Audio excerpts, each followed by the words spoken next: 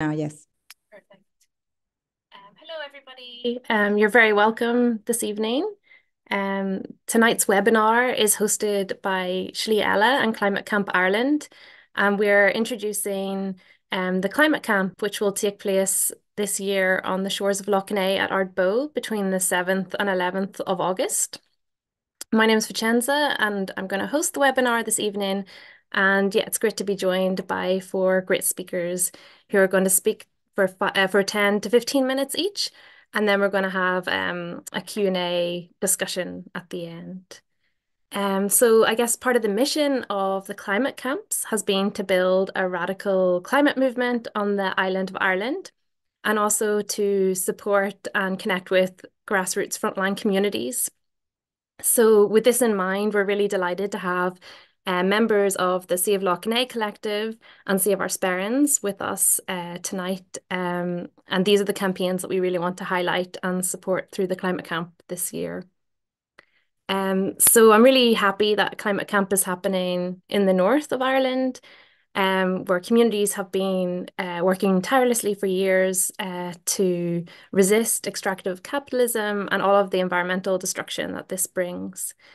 So from the threat of mining in the Sperrins to illegal quarries, industrial agriculture, illegal dumping and a super dump at Maboy, plans for fossil fuel infrastructure off the Antrim coast, and the unfolding disaster at Lough Neagh. There are many, many examples of this environmental injustice across the north. But communities and people are resisting this, and we're really honoured to hear from their voices tonight, the voices of land and water protectors. So we're going to have, the four speakers, and then we're going to have time for a discussion at the end. So if you would like to ask a question, you can write it as a comment on the YouTube, and we will, put those to our speakers before we close. So without further ado, I'll pass to the first speaker this evening, who is David from Slí Eile and Climate Camp Ireland, who is kindly going to share some more context to the camp that's happening this year. So I'll pass to you, David.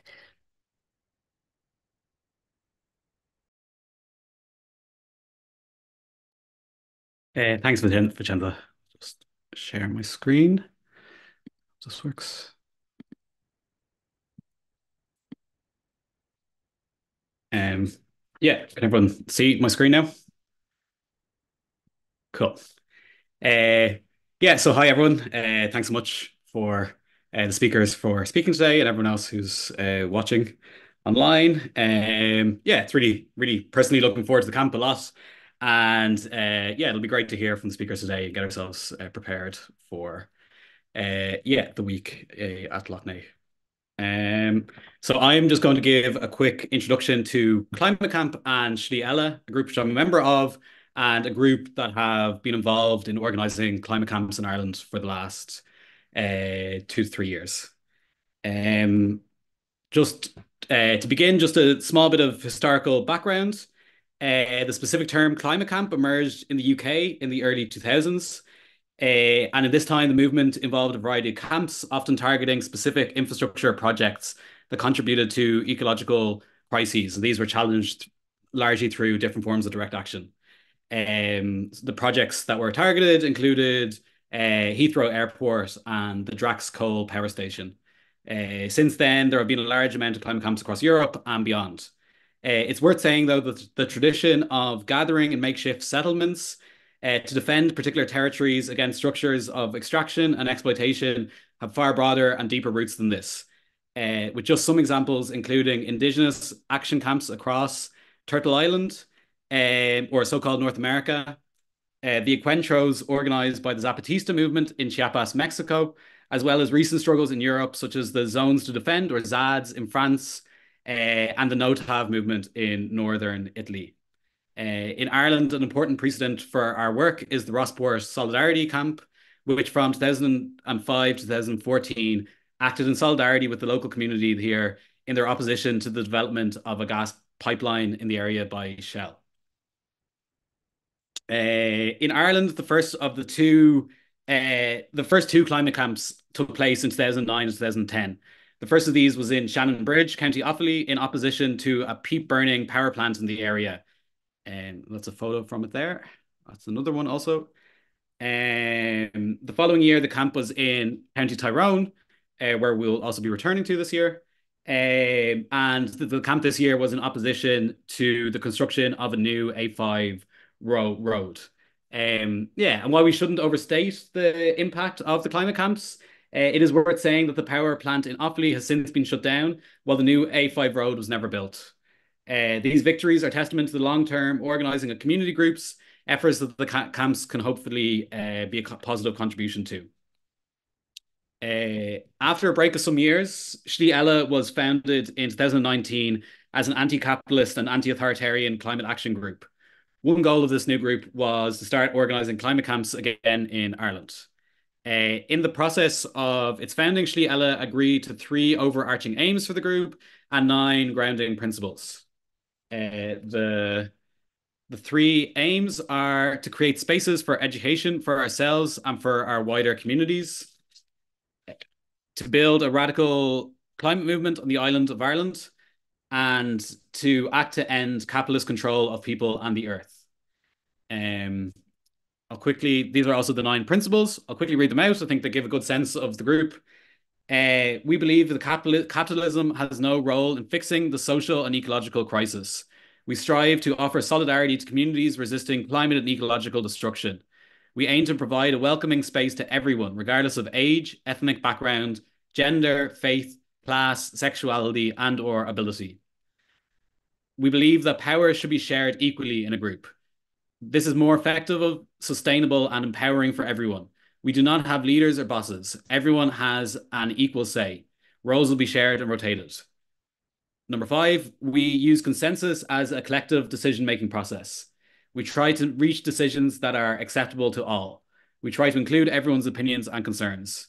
6, we make our own decisions and are independent of local authority, political parties, government, NGOs, church, business, or any other controlling body.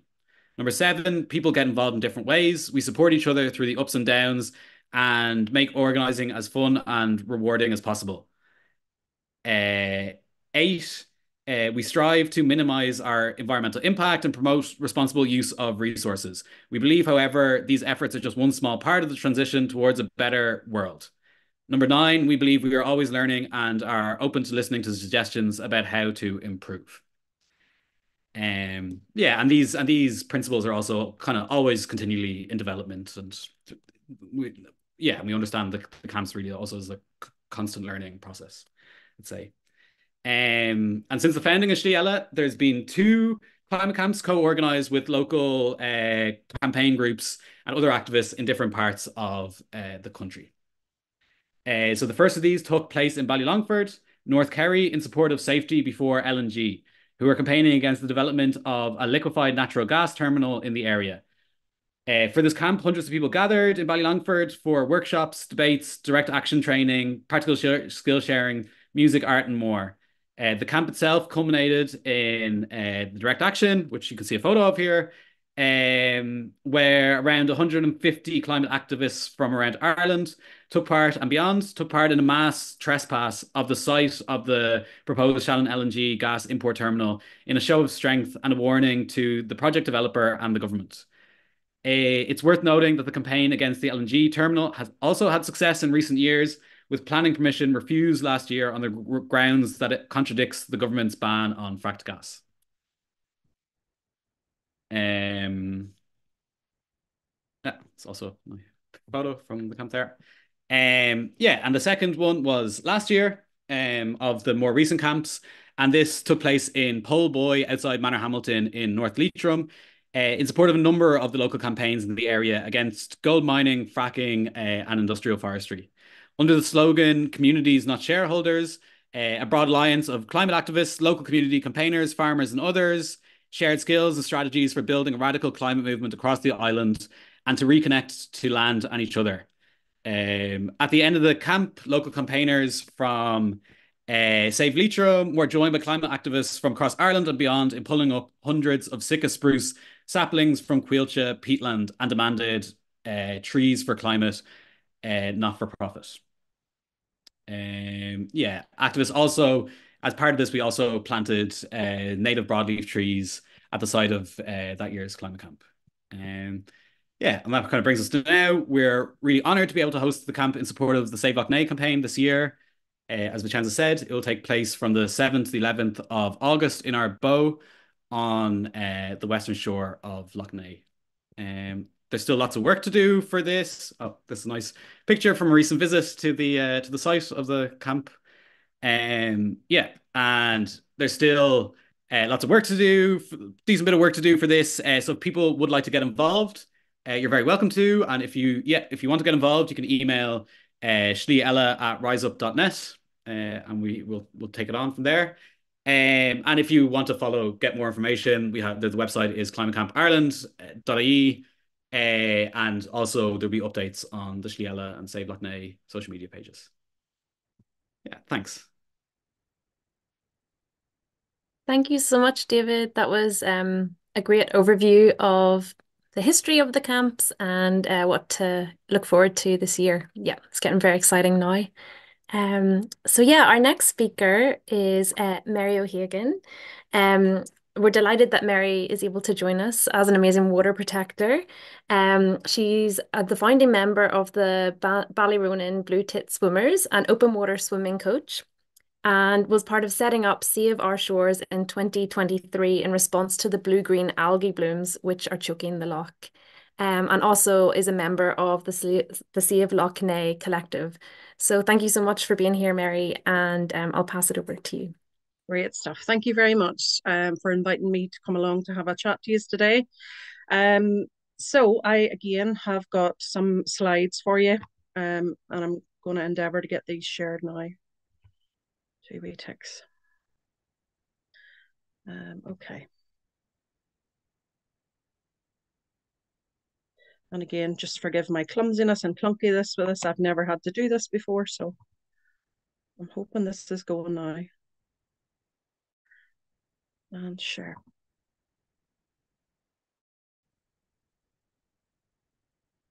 So my screen sharing is paused. Are we working or are we not? It's loading. Sorry, there we go. Okay, so I'm just going to flip through these slides, guys, the way I have them here rather than as a slideshow because I find it easier to manage. So that's the Save Our Shores Lough Neagh logo. And this is some of the presentation that was delivered at both public meetings, which we held last year in August and September. The meetings were attended to capacity by the public, the NIEA Chief Executive, reps from DAERA and from NI Water, and ultimately they gave members of the public a chance to voice their expressions of community and collective anger and the ability to be heard by those in charge of relevant government departments and the ability to question the government reps directly. They brought expert voices together and put them in front of government departments, and they also brought a lot of media attention and scrutiny to the failings of government.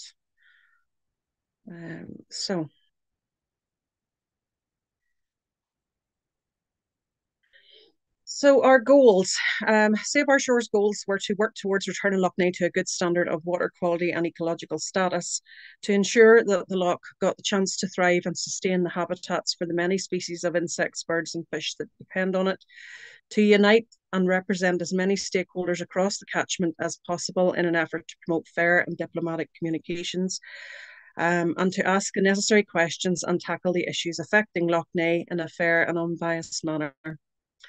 Now I have rejigged this a little bit so it doesn't run quite as long. So moving in then to what is blue-green algae. So the major problem last year with Lough Neagh was because Lough Neagh had absolutely devastating blooms of blue-green algae. I know certainly I'm 47, I had never seen anything like it in my days. Blue-green algae is not an algae at all. It's a type of cyanobacteria. And it's commonly found in our lakes and rivers, but when environmental conditions are just right, the algae can multiply and extremely rapidly and form blooms. Cyanobacteria thrive in a nutrient-rich environment, and blooms form via a process called eutrophication. And the next slide here, I have some photographs. Now, these are my own photographs that I took last year. The first one is of the River Bann looking out from Tombridge. So hopefully you're able to see there. It just was completely otherworldly. This one in the middle is actually a video, if it will play for me. This was taken from a Lough Neagh sand trader's barge. You can see just right out in the middle of the loch how thick that was. And again, I don't, these things got sent to me and I couldn't comment where they originated from originally, but I know that was a sand trader's barge.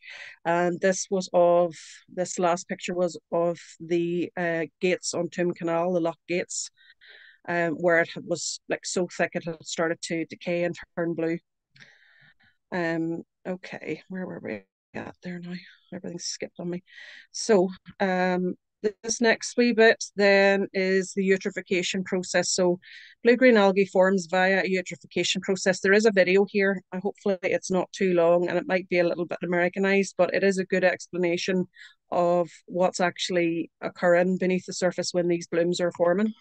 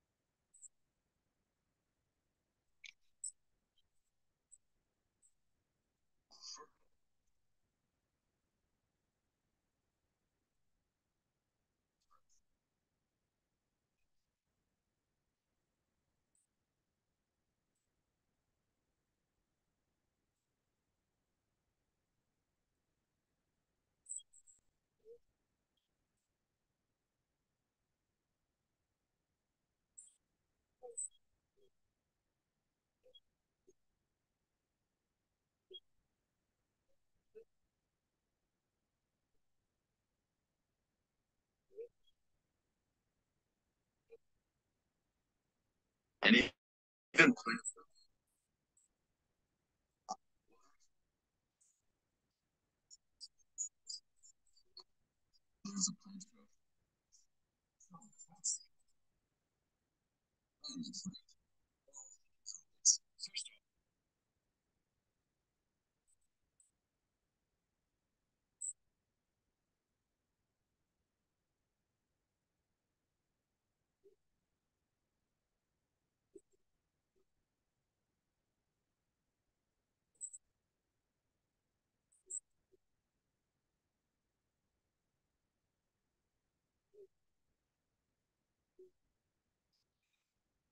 happens the excess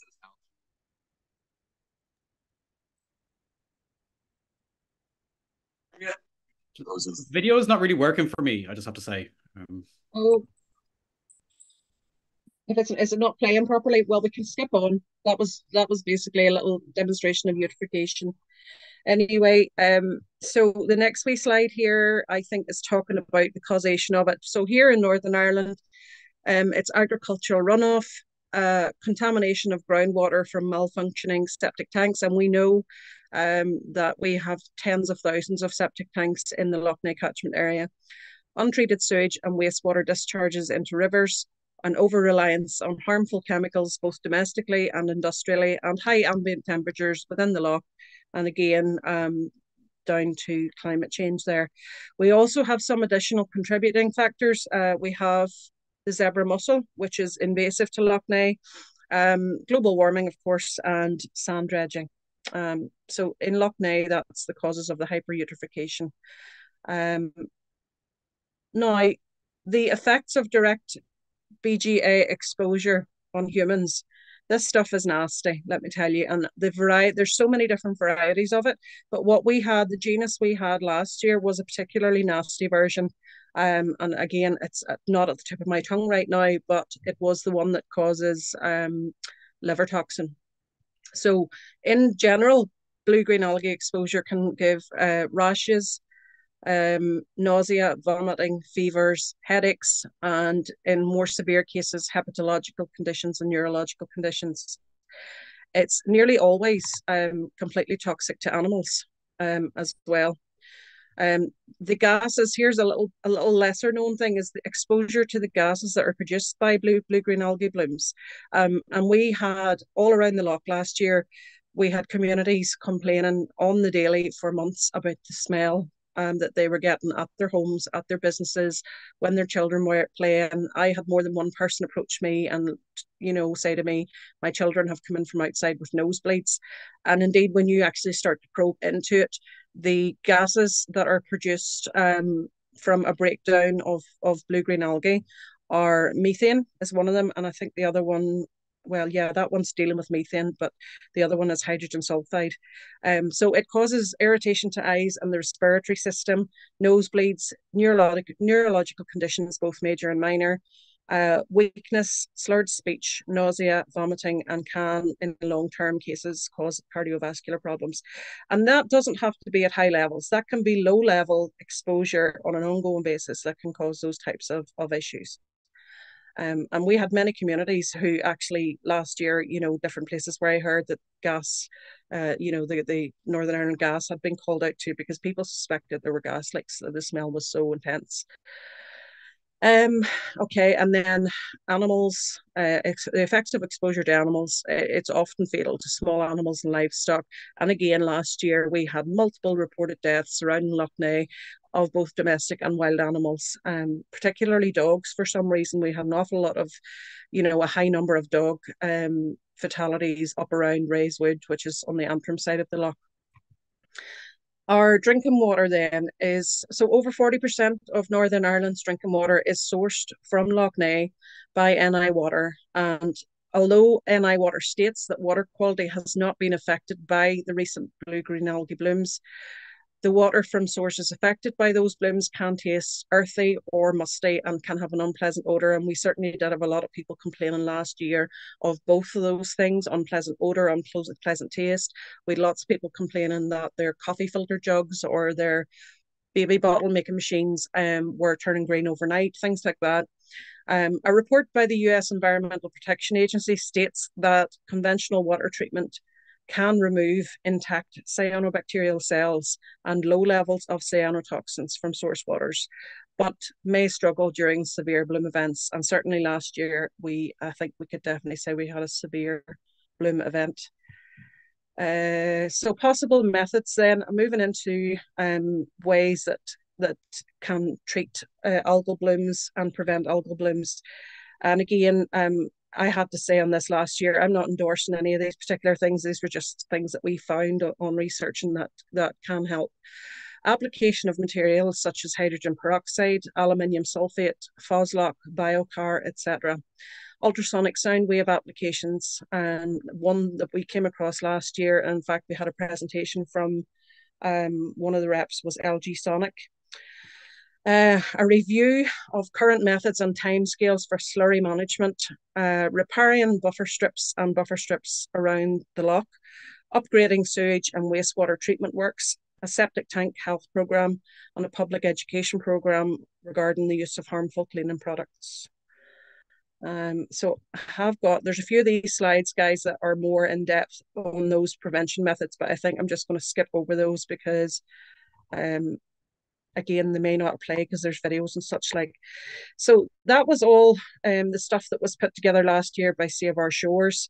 And I think it was round about the September time where we moved to, and excuse my title, we moved to Save Lough Neagh. So Save Lough Neagh, had been quietly bubbling away last year behind the scenes, but we didn't actually, I think, call ourselves anything or, decide that we were going to be a coalition to round about September time. So we were created September 2023 and immediately began planning for protests, demonstrations and rallies around the shore of Lough Neagh. So far, we have held the initial Save Lough Neagh rally in Belfast, and that was a very big rally. The Lough Shore Stands Up rallies in Tunbridge, Antrim and Lurgan, and a protest at Stormont itself. We also planned and organised an art exhibition named Nature's Revolt, which was held at Oxford Island on the shores of Lough Neagh. And the Save Lough Neagh Coalition is a grassroots movement made up of lough users, small business owners, and environmental groups, which has grown organically from a united sense of outrage at the destruction of Northern Ireland's greatest jewel and asset. Our key demands, so the Save Lough Neagh Coalition at the very start decided that we needed to draw up some key demands, and this was what we came up with as a group. An independent environmental protection agency, an end to private ownership of Lough Neagh, a recovery plan including investment in a just transition for all workers, an end to commercial sand dredging and drastically reduce sewage and agri runoff pollution into the lough, and the rights of nature for Lough Neagh. So far, then, some of the things we've achieved so far. So we met with Andrew Muir, who was appointed Minister for DAERA on the 9th of May and brought our demands to DAERA. In particular, we pressed for the removal of the 15% cap on fines levied against agri-polluters. And whilst Minister Muir was distinctly non-committal during the meeting, he later confirmed that he is working towards removing this cap. That was something that was introduced by, I think it was his predecessor, Edwin Poots, and it really was an incentivization to pollute. You know, there was no other way around it. It was cheaper to pollute than it was to deal with your slurry the way it was supposed to be dealt with. So we're also of the firm belief that the pressure exerted by this campaign and also by our friends XR Winburn has been instrumental in the turnaround by the Earl of Shaftesbury in his statement, in which he declared he was prepared to hand the lough back to the community and favoured a rights of nature approach. We supported Mahari Matters in campaigning regarding the planning permission which was granted to extend a landfill based right on the shores of Lough Neagh down in Mahari, and that planning permission has now been rescinded. That actually just came through there in the last few days, and we aimed to keep Lough Neagh and its plight in the media on the public spotlight over the winter months when the algae had receded, and that was why we held we kept our demonstrations and rallies and stuff going over the winter, because when you would look at Lough Neagh December, January, it looked absolutely stunning, and you wouldn't have thought there was one thing wrong at all. But of course, the pollution was still there and the ingredients were still there. So that was basically why we didn't want people thinking, everything had gone back to normal. So that's it from me. Thank you very much. Great. Thank you so much, Mary. That was a really great presentation. And I think that we can also share some of the slides with the videos later as well. That was really great. Thank you so much. Great. So much work has been done in such a short space of time. So yeah, thank you so much for all of that. Great. So next up we have James Orr, who is the director of Friends of the Earth, but more importantly, he's a friend and ally to communities in resistance across the north. And I'd also like to introduce him as a friend and a relative to Lough Neagh. It's an issue he's been campaigning on for many, many years. So you're very welcome, James, and I'll pass to you. Thanks very much for chance, and it was brilliant, Mary, to hear of all those successes, including the Macquarie one, even in the last couple of days. So just shows you like what campaigning can do, particularly really brilliant campaigning that's emerging out of Lough Neagh at the minute. So we've been working on sort of fossil fuel issues, climate stuff, nature stuff for a while, Friends of the Earth, but most of our focus is around extractive industries and factory farms, and it's really weird how those things have just collided in relation to Lough Neagh over the last 12 months. So I've been asked by David just to look at some of the issues around industrial agriculture in Lough Neagh. So I could talk about other stuff, but if I could just focus on this over the next 10 minutes or so. So what we've been doing over the last few years is, like, we started off trying to support communities, and that never ends, when you've got a giant pig factory or a giant chicken shed with 200,000 birds in it. There's huge issues around escaping gases and water pollution and real impacts on public health as well. So that continues, and And then that brings you into the planning world, intervening in the planning system and to the Planning Appeals Commission, more recently with a number of cases and also the courts as well. And we've been particularly looking at the impacts of factory farms. I guess by way of definition, I don't think they're factory farms. I think this is what I would call the agri-food industrial complex, which has identified Northern Ireland as an epicenter. In the same way it's happened with mining as a sacrifice zone. The global industry has focused on Northern Ireland for many reasons, mainly because the absence of meaningful regulation. So I think it's fair to say that this is a bigger story than a few farming conglomerates that happen to locate here. And given the significance of the industry and particularly what's happened to Lough Neagh, we've been beginning to look at something quite new, which is trying to look at and map the power of the agri-food industrial complex, what we call Big Ag, with big pharma, big oil, big tobacco. Now globally it's called Big Ag. And we've been trying to map that impact on media and politics and decision making across Ireland. Very early days, very, very complicated.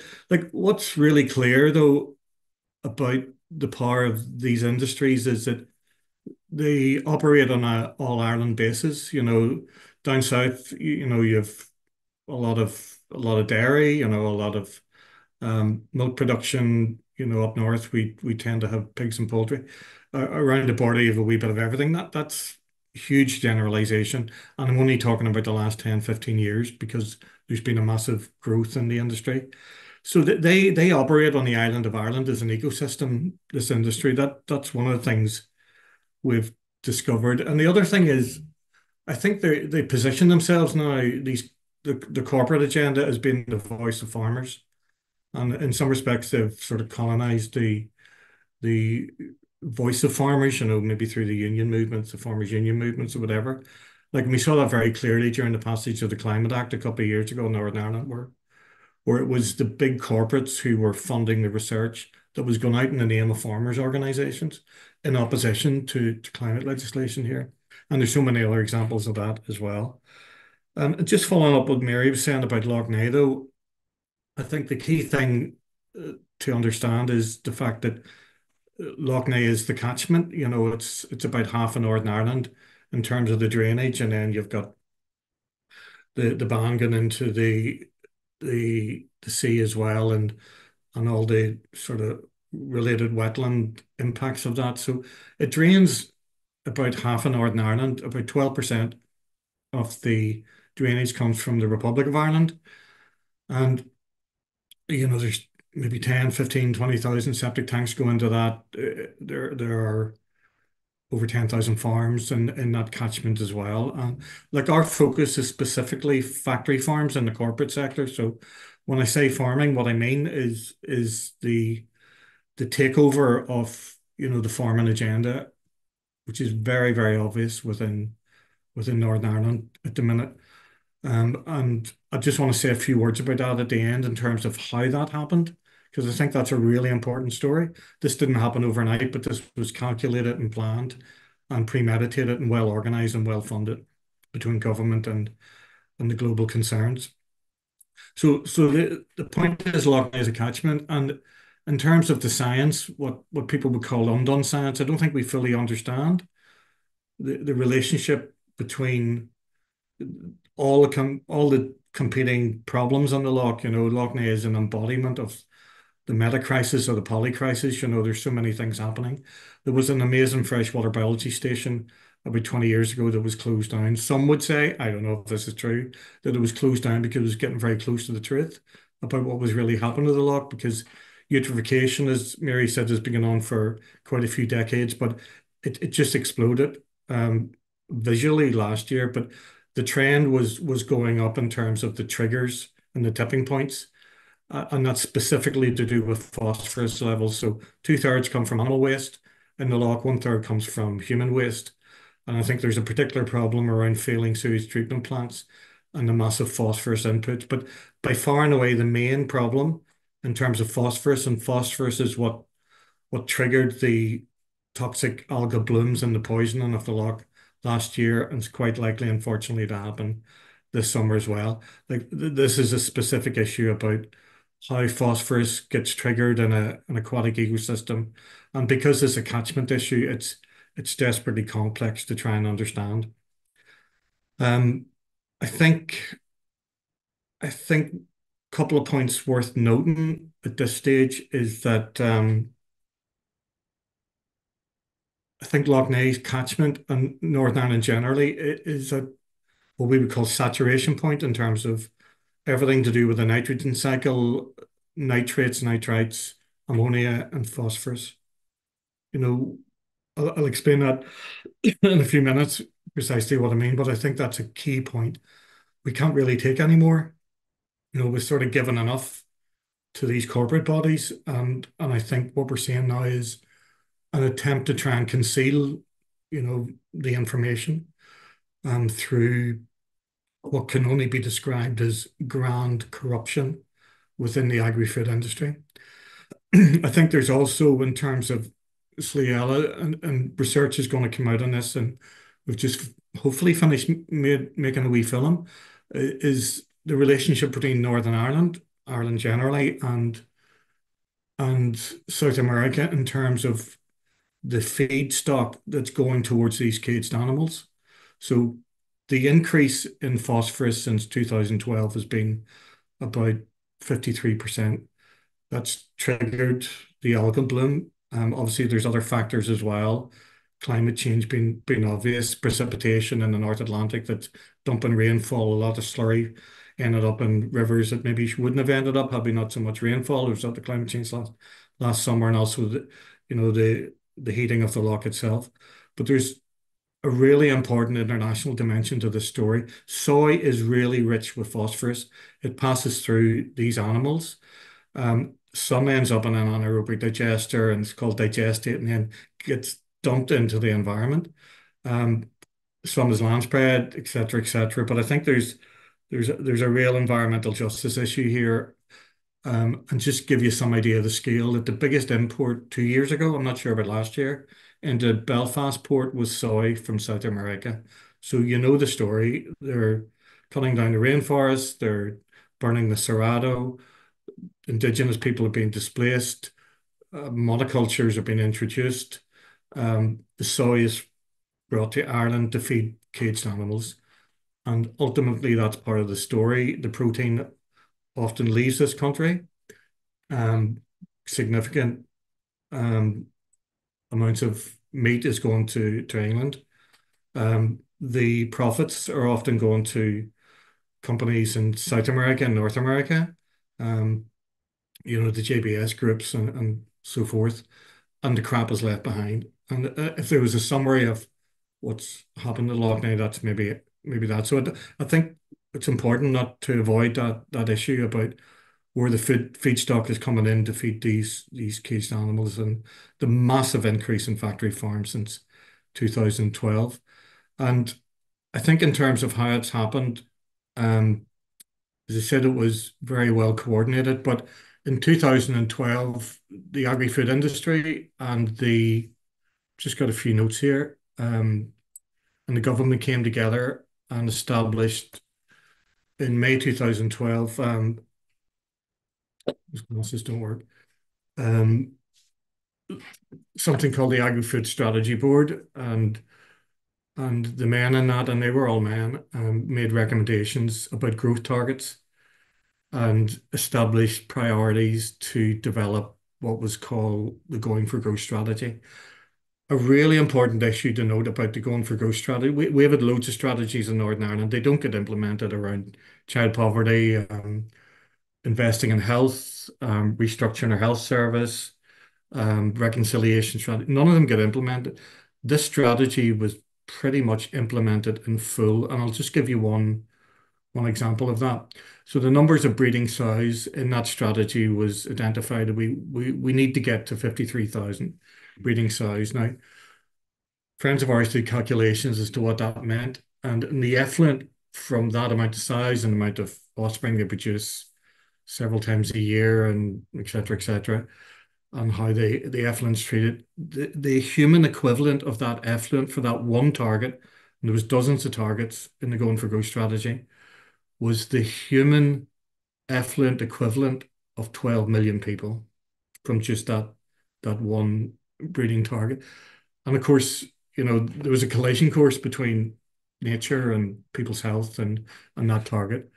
And that was never assessed, that was never looked like. So effectively we put a city, 12 million people the size of London, into Northern Ireland without any attention as to how the waste was going to be treated.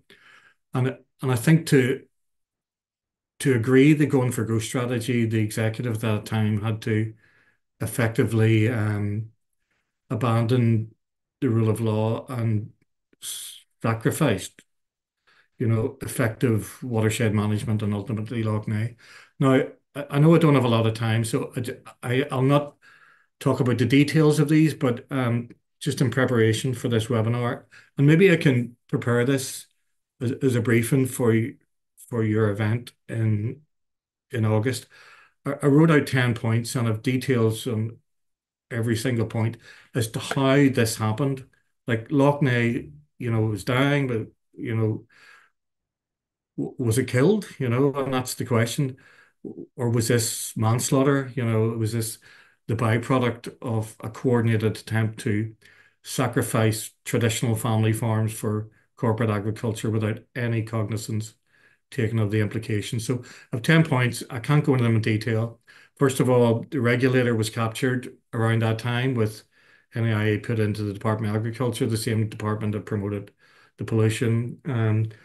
Second point was they granted it false solutions, like to the tune of hundreds of millions of pounds. So if you look at the renewable heat incentive that collapsed the Northern Ireland government, half the recipients of that were one farm, Y Park. Then we had anaerobic digester scheme, various farm nutrient management schemes, hundreds and hundreds of millions of pounds constantly pumped into the agri-corporate sector, granting false solutions. The government also supported the polluter. They entered into what's called a memorandum of understanding with the Ulster Farmers Union that indirectly led to a suppression of investigations and prosecutions into water pollution. We have a lot of data than that. The fourth point would be that, yeah, and Mary's mentioned this cross-compliance issue, like the industry is the only one that's paid to comply with environmental regulations, yet a compliance threshold was introduced that if you were convicted of an offence, instead of losing 100% of your single farm payment, your government grant, you would lose a maximum of 15%. And thank goodness the current minister has said he's going to reverse this. The fifth way in which they orchestrated the cartel orchestrated this sacrifice of Lough Neagh is that they cut pretty much their enforcement, compliance, and monitoring unit. They also developed conflicts of interest with the industry. For example, a specific planning unit called the Moy Park Strategic Planning Unit was set up within the planning system to fast track applications. Similar thing happened more recently with anaerobic digester plants. In terms of legal obligations, they twisted the interpretation of environmental law. They ignored the Habitats Directive, EIA directives, Water Framework Directive, and specifically, they didn't apply laws around nutrient action programs 2019, and they didn't strategically environmentally assess the Going for Growth strat. Like the point of me saying this is that this does not happen by accident. This was willful. Decisions were taken at the highest level within government in Northern Ireland to bend over backwards to facilitate this industry. And the language that we've been using is that to the industry, to the corporate industry, not the farmers, to the corporate industry, Lough Neagh didn't exist. It was made invisible. In fact, it's worth more dead than alive. Like finally, actually two more points. Just one quickly I want to mention, which is recent revelations that are in the detail. An online journalist, Luke Butterley, has revealed some of these. Tommy Green's revealed some. Sean O'Core as well. Is that because of the saturation of the soils in the Lough Neagh catchment and the industry still expanding, the only way they can get around it is through fraud and fraudulent activity. So 3,500 soil samples from farms that were meant to be, are so big that they have to apply for specific permits, IPPC permits or planning permission. So this is not your ordinary farm. These are the big folks. So they falsified information from laboratories. They sent soil samples to England to reputable laboratories. The soil samples have come back and they doctored them. And that's the only way in which they were getting planning permission over the last few years. Many of these are still within the system.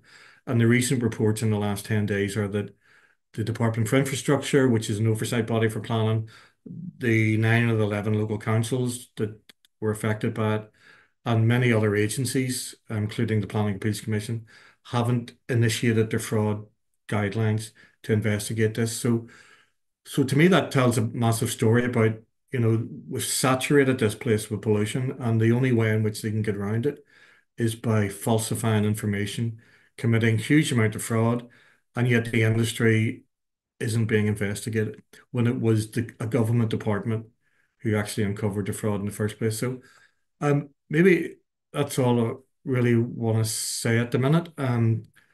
Yeah, and just emphasize maybe one point at the end, which is that since the huge international attention, there's been Chinese state TV, South African, South America TV station, they all come over from Lough Neagh, absolute catastrophe. Since that's happened in the last 12 months, the amount of phosphorus, the key ingredient that triggers the toxic algal blooms, we think that's increased.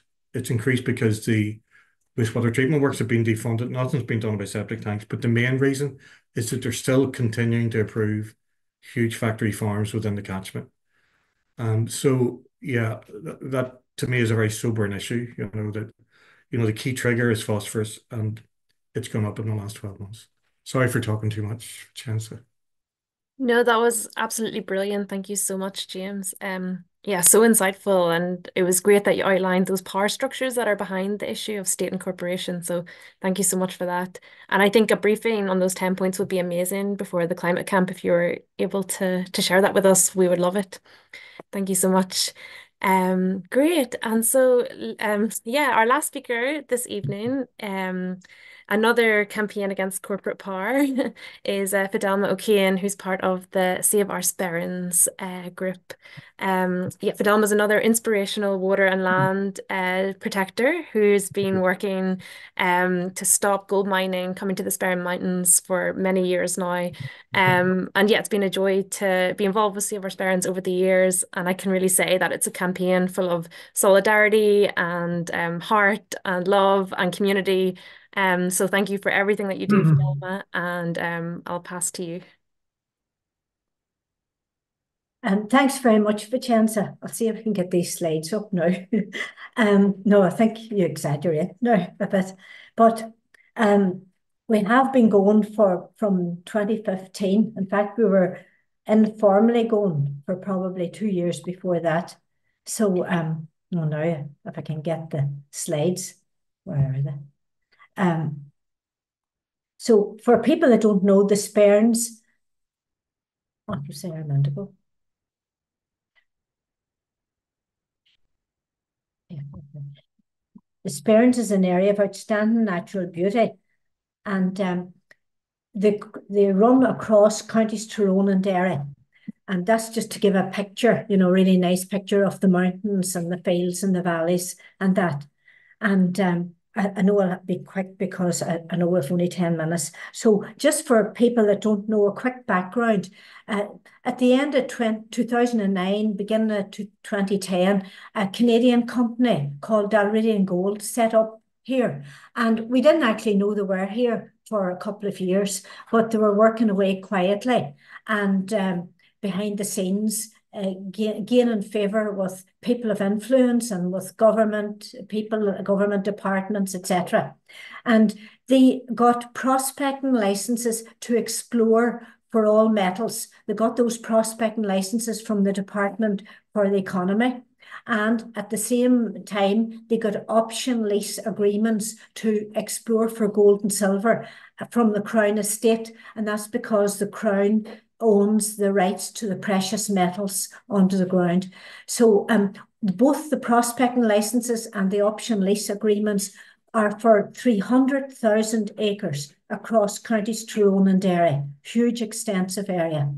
And in fact, the chief executive of Dalradian said in July 2015 that he's not talking about a single mine, but a mine camp. So that's a very worrying sort of talk. Over the years, Dalradian have been trying to buy the social license, and that's they set up a community fund, what they call a community fund, in 2014, and they give out money. It still runs twice in the year, January and June, and they advertise individuals or groups, sports clubs, charities. Anyone can apply for money, sponsorship, whatever you need, computers, a minibus, whatever. And as long as you sign up to not to say or do anything again to oppose Dalradian, and that you allow yourself to be used in publicity purposes, well, you're more or less guaranteed to get your money. So in June 2015, we set up Save Our Sperns because we were very concerned about what we were hearing and learning about gold mining from other groups throughout the world. Pardon me. And we didn't hear one good news story about gold mining. It was all about pollution, how it poisoned your water, your air, your land, and your health. So roll on, 2017, Dalradian submitted their planning application, and it was for a gold mine and a processing plant here in the heart of the Sperns. And their first application in 2017 had 10,000 pages, and it was the biggest planning application in the history of Ireland, north or south. We started, got to work then reading it and trying to write objections to it. And then in 2019, Dalradian submitted their first addendum. So they made a few changes, minor changes to their application. And there was 15,000 pages in their first addendum. And they followed that up in 2020 with a second addendum that had 20,000 pages. So they really swamped us in paperwork, but we have persevered. And I suppose because I have such a short time, I thought I would just maybe focus on the ecological impacts, with this being about, climate camp. But I mean, if I had more time, I would tell you about the strategies we've used over the last 9 years and about the community impacts, etc., etc. So just because the ecological impacts on our water and our air and our land arising out of what would happen if Dalradian gets planning permission. So they have applied to remove 74 acres of peatland in order to build their infrastructure on their site. So that, and we all know now how, valuable peatland is as a carbon store. So that is not a good idea. Then their application for their mine is 900 meters deep into the ground, and they said that they would use explosives twice a day, every day of the year for 20 years. And I think James actually mentioned ammonium nitrate whenever he was talking there about what's going on in Lough Neagh. And similarly, explosives produce ammonium nitrate, and very bad for both people and the environment. So then the whole northwest of Ireland is high in radon gas. We've seen maps produced by the Geological Survey, Northern Ireland, that show this. And people, if they're building a house here, they have to put a barrier in the foundations to stop radon gas seeping through, because it can cause cancer. So if there's going to be a mine 900 meters deep, it will release, the radon gas and increase radioactive contaminants in the air and cause more cancers. pardon me. Now, gold mining is it uses a huge amount of water. The literature would tell us that to get 1 ounce of gold could use 8,000 litres of water. And I've moved down a wee bit. And also, to extract enough gold for one wedding ring could really produce about 80 tonne of rock. So the gold doesn't come in nuggets or in blocks the way you'd see in films. It can be in specks, it can be in wee veins or whatever. So they have to remove a huge amount of rock in order to get the gold. And when this rock is taken out of the mine, out of the earth, out into the air, and it's exposed to the air and to water, because rain will fall on it. We have a heavy rainfall up here. And that, because there's pyrite or sulfides in the rock, that produces sulfuric acid, which is another name for acid mine drainage. And when the sulfuric acid or the acid mine drainage runs over the rock, that releases other heavy metals or strips them out. Heavy metals like arsenic and mercury and lead and cadmium and chromium and copper and zinc, and you name it, loads of heavy metals, which are not good at all. Pardon me. So Dalridian say in their planning application, whenever they take out the rock, they will crush it to the fine consistency of flour. And they said then they will soak it in a chemical solution which will help to float the gold ore. And then they will put all the waste slurry into a big waste dump, and they call it a dry stack facility, and we call it a mine waste facility or a toxic dump. And I mean, their dimensions for this waste dump are huge. First of all, 54 metres high, which is 17 stories, 895 metres long, and 385 metres wide. So huge, huge mountain, which they intend to put on top of Crockenboy Hill, a small mountain here. So we'll have a new mountain, only it'll be a toxic mountain. Dalridian have also applied to use 3.3 million litres of diesel on site every year. So that's for their mining machinery. If that's just on site, that's not to talk about the machinery and the traffic that will come to and from their mine if they get permission. So this is all at a time when we know that diesel fumes really are toxic emissions, and the government is doing away with diesel cars over the next number of years. And yet Dalridian have applied for 20 years to be allowed to use 3.3 million litres of diesel on site. Then moving on to the water, the picture is one of our rivers here, the Owen-Killue River. It's a special area of conservation and an area of special scientific interest. And you would think with those designations that it would be specially protected. But no, it's still open to abuse. So Dalridian has applied to discharge 24 metals into this river and another tributary of the Foyle. Both the Owen-Killue and the Owen-Ray rivers are tributaries of the River Foyle that flows to Derry and is famous throughout the world for salmon fishing. But just going back, the Owen-Killue and the Owen-Ray have got protection themselves because they're home to freshwater pearl mussels. And freshwater pearl mussels are Ireland's only globally endangered species. And they're also home to salmon spawning and to otters and to brown trout.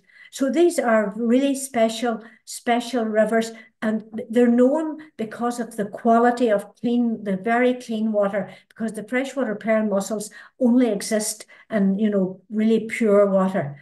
And I mean, this, for Dalridian to apply to discharge 24 metals into these rivers is unbelievable. I missed there the abstraction of water. This is, again, the peatland being attacked. Dalridian has applied for 2 water abstraction licenses. One is to abstract 500,000 gallons of water per day from the peatland surrounding their site. And that is because they need the water for work in the gold mine. Now, as if that water wouldn't be enough from the peatland. And you can imagine, 500,000 gallons of water per day. What will that do to the peatland? Will dry it up. What will that do to the rivers and the streams in the area? what will that do downstream, to places that are dependent on the rivers and the streams and aquifers in the area? We're really, really concerned about that abstraction. The peatland, again, that's now valued so much for its being for storing carbon. I mean, if it's it really will be emitting carbon if the water, that amount of water is abstracted from it. So all of those things that Dalradian have applied for, and that's, I'm not going over lots of stuff that I could tell you about it, but they will all lead to pollution of the water, of the air, and of the land, and ultimately of people's health because of the heavy metals in the air, the radon gas in the air, the diesel fumes in the air, the ammonium nitrate from the explosives in the air. All of that will affect people's health and, causing respiratory diseases and cancers. And Jari Natunen, a Finnish biochemist, told us he did a study in Finland around a mine at Kittilä, and he found the very fine particulate matter, 2.5 particulate matter containing arsenic and mercury, had blown 60 kilometres from the gold mine at Kittilä, and he found it on the leaves of trees in a forest. And he said to us, because our local village here, Greencastle, is 1,200 metres from the proposed site, and he said, you are in a very bad position, he said, because the fine particulate matter goes into people's lungs and causes respiratory diseases and cancers. And he said, children are particularly vulnerable. So it's very, very concerning. Now, where we're at now, okay, we've been working hard over the last 9 years, and there's now 50,000 letters of objection submitted, and they're on the public planning portal. This is the biggest number of objections ever in the whole island. It's the most objected to planning application ever in Ireland. So it just shows, the strength of feeling. And that, so the government, because of the huge amount of objections, the government announced a couple of years ago, in fact, I think it's at least 3 or 4 years ago, that there would be a public inquiry into Dalradian's planning application. And this year, they announced it would start on the 10th of September, 2024. They had a pre-inquiry meeting in March, and unfortunately, the Department of Agriculture, Environment and Rural Affairs and their section, Northern Ireland Environment Agency, misled the inquiry, and they pretended they had documents that they didn't have, and whenever they were asked for it, they weren't able to produce it. So the public inquiry has been postponed temporarily. So we're happy because time costs the gold mining company money. Whereas we say we have all the time in the world, at least while we're living, but there's plenty of people to take up the battle and to keep it going. And so what we're doing now, our focus is on fundraising to employ experts to help us present our case, because even though we can talk about it, Dalradian, we know, have up in 40 consultants. And they'll say, you're not a hydrologist or a geologist or a specialist in anything. So we've got to have, qualified people that will help us present our case. And some of them will have to be paid because it's their main job. And some of them are doing it voluntary. So that's why we're focusing now on fundraising. And I'll just move on to my last slide. Basically, all our contact details are there. We have an email address, we're on Facebook, we have Twitter, and we have Instagram. And just the last 2 photos carry messages. The top left one, Ireland says no to mining. And that's a photo that was taken up at our protest camp, Greencastle People's Office. And it's been in situ, a couple of caravans since February 2018. And really, we had manned it full-time up to COVID. And since COVID, we really now only do when we know we've visitors. If people send us a message either to Save Our Sperns or to Greencastle People's Office, we make sure we're there to give them a cup of tea and to tell them about the campaign. And when I say Ireland says no to mining, I want to say we have helped with others, build an All-Ireland campaign that it's CAIM, Communities Against the Injustice of Mining, because not only is 25% of the north of Ireland given out in prospecting licenses, but 27% of the Republic of Ireland is given out in prospecting licenses. And now there's groups throughout the whole island that are fighting to protect their land and their water and their air and their health. So that's why we say Ireland says no to mining. And just the very bottom photo on the right, it's one of our people going over to Dalradian's compound with a sign, no poisonous gold mining in the Sperrins. Dalradian out. And I suppose from the beginning, because we used to have a wee fridge magnet that had this saying of John F. Kennedy, it said, one person can make a difference and everyone should try. And we always say that because we try to encourage people to know that their small action can, joined with all the other people, will help make the difference. And we feel that people power is really important, and it has strengthened us and kept us going this last 10 years. So thanks very much. Thank you so much, Fidelma. That was great. And I know it's really hard to squeeze 9 years into 10 minutes, so thank you for doing that. Great. So we have a little bit of time now for a few questions before the end. And apologies to those watching on YouTube, we don't actually have comments on there, but we do have some questions for the speakers. So we're going to just ask those and finish up around 8:30. So yeah, the first question we have is for everyone here, and it's really about if you see any connections between the two campaigns and the two issues. I don't know if anyone would like to jump in on that one.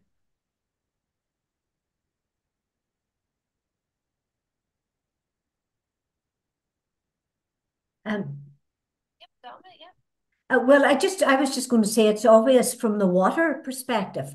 And even one of the tributaries into Lough Neagh, the Moyola, rises in an area where there's prospecting licenses around Draperstown. And also there's another, the Ballinderry is actually very close to our prospecting area. And also, I think it's, I mean, going back 10 years ago, I didn't think I thought the government was here to help us and to protect our environment and all that. But all the things James has said, we have learned it over the years. The whole policy capture that, and maybe I'm making excuses for the government too, and that they wouldn't have known about gold mining. But Dalradian got in there, and they were the experts leading them and helped them write the rules and that. And it is hard to believe. And I mean, the Northern Ireland Environment Agency, whose job it was to advise and for organisations to consult with them, and they were to regulate and to enforce, they became the friends of these industries.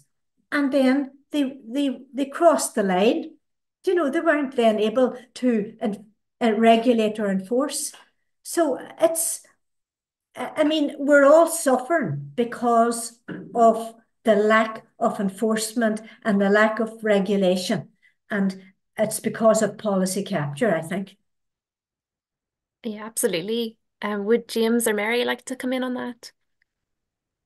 I was thinking the same thing, Fidelma. Yeah, like it's just three things sort of surf across all these big issues, It's all about taking and taking and taking, isn't it? Giving nothing back, But like the issues that seem to crop up all the time, but particularly with the extractivism companies and big ag, the agri-food industrial, that's a type of extractivism as well, because it's taking the health from the soils, it's taking the health from people with massive problems with ammonia pollution and water that isn't wholesome and fit to drink. But yeah, it's first of all, you've got very aggressive companies. Secondly, you've got a government that's backed down or is in cahoots with them.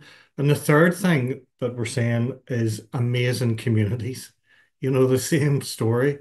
It's communities that stand up and get the wins that Mary talked about even in the last few weeks that would be unthinkable a year ago. I have no doubt Radium will be kicked out, because of the strength that Save Our Stars, and I'm very reluctant to say that. So yeah, the same things, failed government, regulatory capture, companies who have been invited in here who think they can do what they want, and amazing resilient communities. Like when you get that like together, it's yeah, it's fireworks time, isn't it? Like Absolutely, yeah. Mary, would you like to say anything on that? I just want to say that the link that I see between every community that's affected in whatever way by what's happening to them, it's a matter of profit before planet. Um, and even down to, I didn't mention, but we've also been up and supported a community in Cabra which is having serious problems with a huge company that's come into this little rural area, and built a factory where I believe it's mushrooms, they're growing mushrooms, but the whole of the local community is absolutely blighted by serious pollution smells coming from this factory. And no matter where you go, or no matter what the campaign is, be it Save Our Sperrins, be it ourselves, or be it Cabra concerned residents, or the lovely folks down in Rostrevor or Warren Point or the No Gas Caverns, it's always somebody coming in and putting their profits ahead of the planet that is doing the damage and causing the misery to the local community. Absolutely. I think that's a great summary of everything that we're talking about for sure. Yeah, the next question that we had was for Fidelma and Save Our Sperrins. I know you didn't have much time to speak, Fidelma, but we were just wondering if you could share a little bit about the international solidarity aspect of the campaign, because it's been so strong over the years, and also the threats and the kind of violence faced by people who are resisting extractivism in the Sperrins. Well, we've had great national and international links. I suppose maybe it was to COVID, maybe during COVID, that we learned about Zoom and linked in with groups in other countries from, Peru and Bolivia and Honduras and right across, like in Europe, Greece and Romania and Finland and Spain, and then on over Papua New Guinea, the Philippines, Australia, New Zealand. So and it was just the same message all the time about the pollution. But it was, it was really great. They would hold up a poster or banner to us, sending us solidarity, Save Our Sperrins, and we would do the same back to them for their campaign. And then it led to, I suppose, we had sent solidarity greetings to the people up at the fighting the oil pipeline up in North America. And out of that, we got to know Chas Stewart, and she came over then in 2018 and brought a few people with her, and it was really wonderful, and again, it was that sense of, making relatives, that sharing the same issues, even though we come from very different, backgrounds and different, situations. And it was really amazing what we found we had in common. And then we've subsequently had another then visit of water protectors, of Native American Indians, and they did a water walk. It was 2023, and 1 year runs into the next now, and along from the headwaters of the Foyle right down to the Foyle, and it was really it was really great. And then we have had Zapatista visitors, and we've had from, I'm trying to think who are different countries. Recently we've had people from the Amazon, a group from the Amazon. Again, they were fighting gold mining, and it was, even though a lot of them didn't have English. I mean, we had interpreters, and the same story everywhere, like just what they told us about the pollution of the water, etc. And we've had Pedro from Colombia, and we've had We've had who else had we? We've had you know, I would need to have maybe done out a wee list, but we've had people from so many different countries, and you know, it's been great. You know, through this campaign, like the good thing, we've got to know thousands of people, thousands of people, and. So, and then, as I say, the whole Ireland and Europe, and you know, with help from Friends of the Earth, from the Environmental Gathering, from Yes to Life, No to Mining, and you know, different groups throughout Europe, London Mining Network. And I mean, we went over to London one of our trips to see Boris Johnson and the Crown Estate and that. So we've, as I say, it gives you great, you know, solidarity, meeting up with people from similar campaigns, and it strengthens us in our determination, you know, to keep going, to keep fighting, and know we're on the right path. And then just the threats and that, it comes, I suppose way back, we had read a leaflet that Carlos Sorella had written. I think it was Ecuador, and he was from Ecuador, and he said that these strategies that mining companies use throughout the world, and when we read them, we were able to identify, no, Dalradian did this, Dalradian did that, and that. So one of them is anyhow a criminalisation of people who oppose them. And you know, initially it was sort of simple things, saying we were tree huggers, we were this, we were lazy people, we didn't work, you know, and stuff like this. But then it became a bit more serious, and you know, well, then, you know, I suppose the phone calls and the sex calls my husband gets, and you know, then we started to record them and stuff like that, and then we got death threats saying 3 of the men, including my husband here, and got death threats. The police came out and said to us they believed there were credible death threats against 3 of the men in the campaign, and we asked, was it, you know, a group, an individual, an organisation? Was it a phone call? Was it a letter? And they said they were just delivering a message, that they couldn't tell us any information. And they just advised us to take precautions. That was 2019, was it? June 2019? And I suppose the other, well, people also have been driven at by supporters of Dalradian, knocked down. One man has been punched in the local shop, and it was caught in CCTV, and it was by a supporter of Dalradian. And then, you know, a couple of people have been taken to hospital because they've been knocked down. Women being followed at night, and we do get a lot of abuse on Facebook from a few trolls, I know Dalradian, and like, they do write, I mean, one of them writes, I love money, and she puts up dollar signs. So we do think she must be getting paid for it. The police, we're just disappointed in that the police really seem to be on the side of Dalradian. If we have a protest or a picket at Dalradian's, you know, compound at the gates, within 15 minutes, there would be 3 carloads of police would arrive. And we have, you know, people in our group have been arrested for blocking the road, resisting arrest. I know, for very minor things, wagging a finger, you know, at Dalradian people. Said it was done aggressively. You know, all this sort of stuff. But you know, sort of taken to court over petty charges and that. And yet, when we report, like we sent in, and my husband took in a memory stick with a number of the phone calls that we have got, you know, on them. I know, saying they'd put our boys in body bags. The police give them the memory stick back there and then. Didn't want to know about it, you know.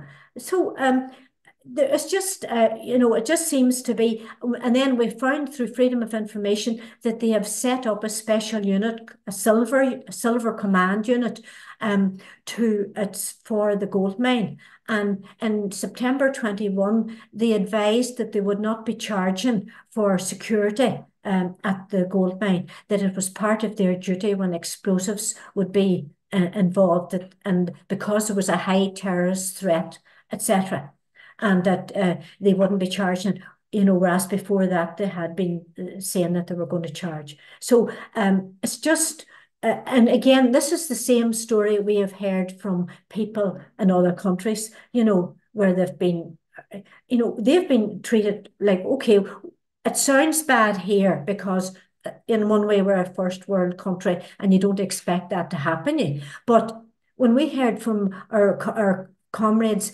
in South America and Bolivia and Peru and Ecuador and Honduras, so many of them have been murdered, women raped, the land taken off them, disappeared.